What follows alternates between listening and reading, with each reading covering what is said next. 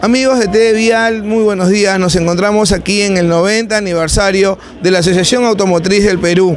Justamente estamos con el señor Guido Vildoso, gerente analista para las Américas de IHS Automotive Globe Night. ¿Cómo está? Buenos días. Muy buenos días. Muchísimas gracias por estar aquí en Perú. Hemos podido ver su ponencia acerca del mercado automotor a nivel de Latinoamérica y son grandes las estadísticas, pero usted también decía que era una parte conservadora, como es el análisis que ustedes están haciendo. ¿Nos podría explicar un poco más acerca de ello? ¿Cómo es la realidad del automóvil en Latinoamérica?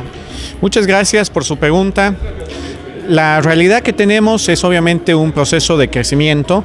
Salimos de ser una región donde prácticamente los últimos 10 años hemos tenido un boom, a entrar a una etapa de estabilización a lo largo de los últimos 2 o 3 años, por diversos motivos.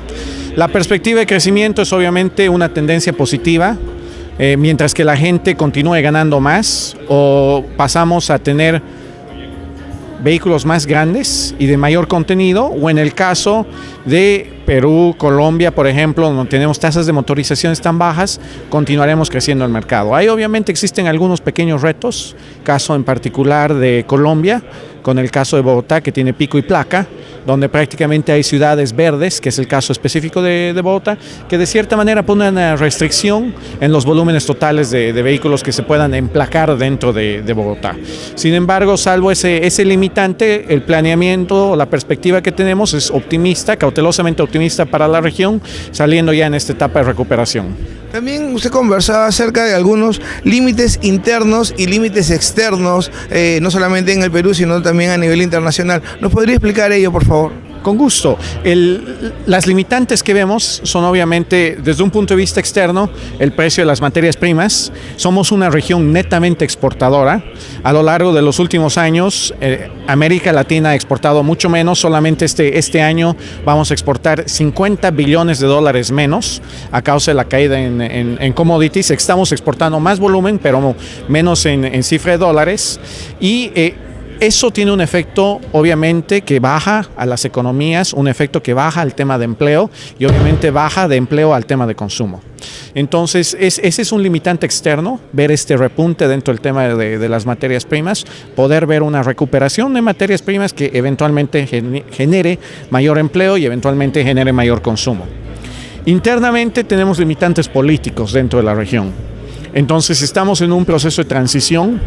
Salimos de una etapa donde los gobiernos de tendencia izquierda a socialista han gobernado los últimos 10 años y donde muchos países están pasando a gobiernos de derecha o de libre mercado. Entonces, ese proceso de transición obviamente embarga ciertas limitaciones o cierto ajuste, y es ese el limitante externo que anticipamos y el limitante interno, que en el caso de Perú se aplica perfectamente porque tenemos el tema de exportaciones mineras, donde los precios vienen flacos, y una transición presidencial que se está llevando adelante en este momento, ¿no? Una transición presidencial que en un primer momento también ha visto el cambio que ha habido en cada una de ellas. Así es, ¿no? Así es. Entonces, es un cambio de gobierno, es una nueva administración que tenemos vigente. Continuamos muy optimistas. El Perú tiene una base económica muy fuerte, un delineamiento de política monetaria, cabe decir, el Banco Central de Perú claramente definido, y eso da cierta confianza al futuro que pueda tener el Perú por delante. En los comentarios que usted hacía con referencia, por ejemplo, a lo que es las marcas y también el tipo de auto, vemos que las camionetas bajan y más bien el sedán sube. ¿A qué se debe esto? Bueno, nuestra expectativa siempre es somos muy conservadores en la proyección de crecimiento de camionetas. Estamos saliendo de una etapa de boom a causa del crecimiento de las materias primas, el comercio, por así decirlo, y estamos entrando en una etapa donde la gente se ha mudado a las ciudades. Entonces, aquella aplicación que teníamos de negocio informal, por así decirlo, de negocio de agricultura, de negocio minero, es cada vez inferior porque somos cada vez más eficientes al realizarlo. Entonces, es una visión global que tenemos, que la aplicamos obviamente al caso del Perú, donde vemos de que más gente se muda a las ciudades. Es más, la relación que existe entre crecimiento urbano y ventas de vehículos ligeros en el Perú es de 70%. Y esa tendencia la anticipamos se va a mantener, con lo cual apostamos al segmento de SUV, SUVs relativo al segmento de pickups. El ejemplo norteamericano de Estados Unidos, donde todo el mundo tenía grandes camionetas, pero también empezó a gastar mucha gasolina, podían consumir, eso influía en la economía nacional. Los latinoamericanos lo estamos aprendiendo y por eso es un poco, puede ser algo de la razón de la venta de sedans.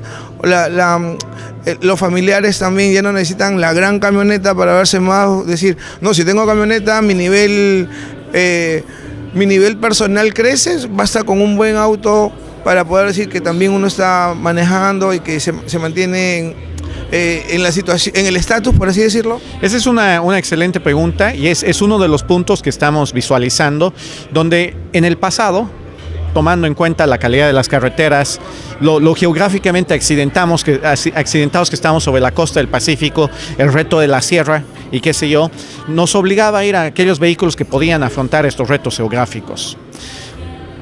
Ahí teníamos una combinación de yo quiero y yo necesito.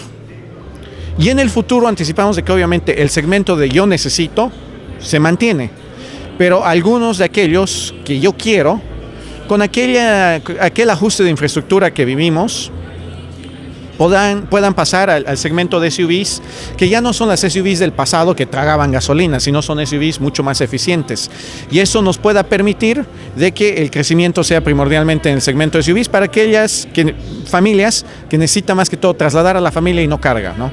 Cuéntenos por favor acerca de su institución, IHS, a qué se dedica, cuéntenos un poquito más de ello para todos nuestros televidentes. IHS es una empresa que prácticamente integra muchas áreas o muchas industrias críticas a nivel mundial, cabe decir energética, transporte, economía, tecnología, y prácticamente une todas estas industrias para traer una visión única a todos aquellos líderes en el área empresarial, en el área de gobierno, para que puedan tomar decisiones en aquellos retos que encuentren el día de mañana. Y con referencia a las marcas, vemos que sí, Toyota, Hyundai están ahí prácticamente compitiendo día a día, pero también vemos otras marcas que se han quedado rezagadas como Volkswagen y Chevrolet. ¿Eso va a continuar?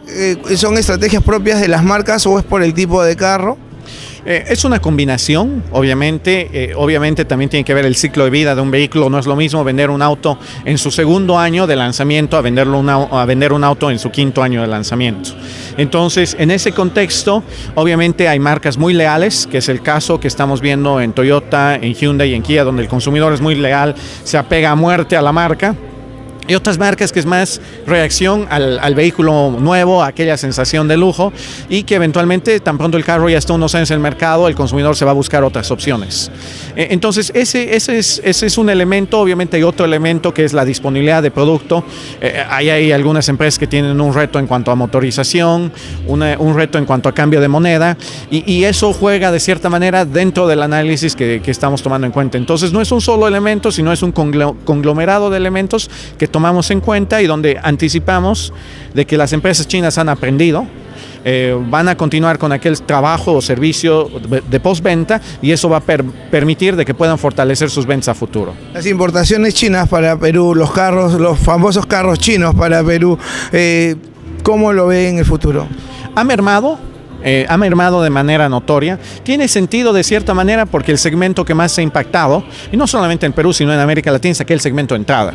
Entonces era aquel consumidor que llegaba por primera vez, tenía acceso a crédito y obviamente compraba lo que estaba más próximo en cuanto a disponibilidad de costo, exacto, de precio. Y obviamente esa gama de consumidor se ha asustado con lo que hemos estado viviendo a lo largo de los últimos años y ha rezagado un poco la compra de su vehículo. Anticipamos de que ahora estas empresas ya entienden un poco mejor el comportamiento de la región. En el momento lo hemos vivido con Toyota, en su momento lo hemos vivido con Hyundai. Hyundai casi desapareció del mercado hace unos 20 años atrás y ahora es número 2. Entonces vemos de que las empresas chinas van a aprender, y este proceso de estabilización o de establecimiento en Perú les va a poder permitir entrar con una base fuerte hacia el futuro. Muchísimas gracias, muy amable, un gusto.